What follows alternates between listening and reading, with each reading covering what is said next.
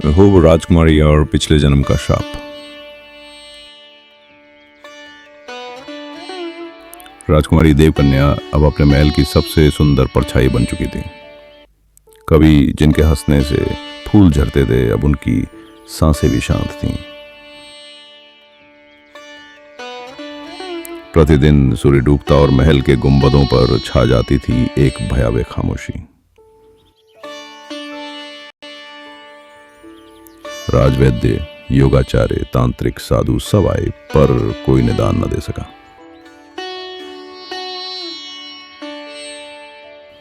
केवल एक ही बात बार बार दोहराई जाती, राजकुमारी के ऊपर कोई अदृश्य शक्ति का प्रभाव है।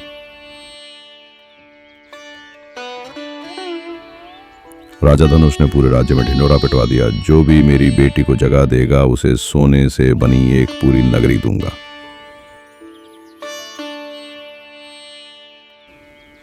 लेकिन उसी रात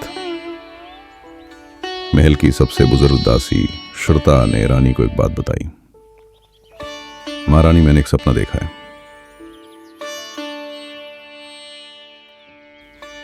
राजकुमारी रात को मंदिर जाती है, पर फिर किसी रहस्यमयी नागलोक में दिखाई देती है, जैसे वहां उसकी कोई पहचान हो।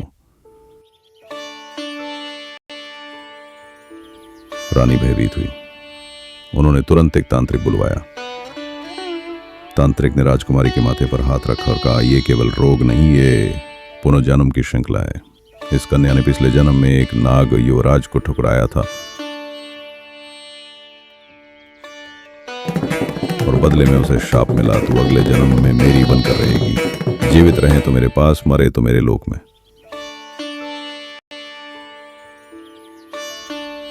राजा रानी स्तब्ध रह गए।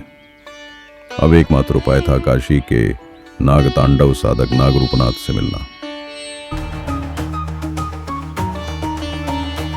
राजा धनुष स्वयं घोड़े पर सवार होकर पहुंचे उस साधक के पास। साधक ने त्रिकाल देखा और कहा, इस राजकुमारी को बचाने के लिए उसे उसकी स्मृतियां लौटानी होंगी।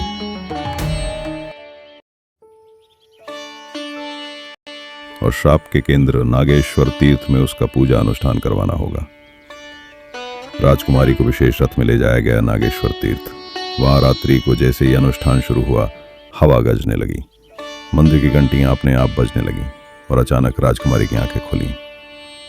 वो एकदम चुपचाप उठी, सीढ़ियों पर चली और मंदिर के गर्भगृह में बनी उस नागमूर्ति को छूते ही जोर से चीखी, माफ कर दो, मैं इस जन्म में स्वतंत्र हूं, मैं सिर्फ अपने माता पिता की हूं।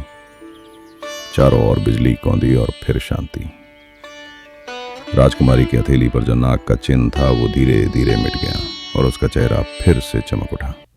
राजा ने तुरंत घोषणा की, आज से इस मंदिर को नाग शांति पीठ कहा जाएगा, जहां शाप भी टूटते हैं और आत्मा भी मुक्त होती है। कुछ चीजों को हम देख नहीं सकते,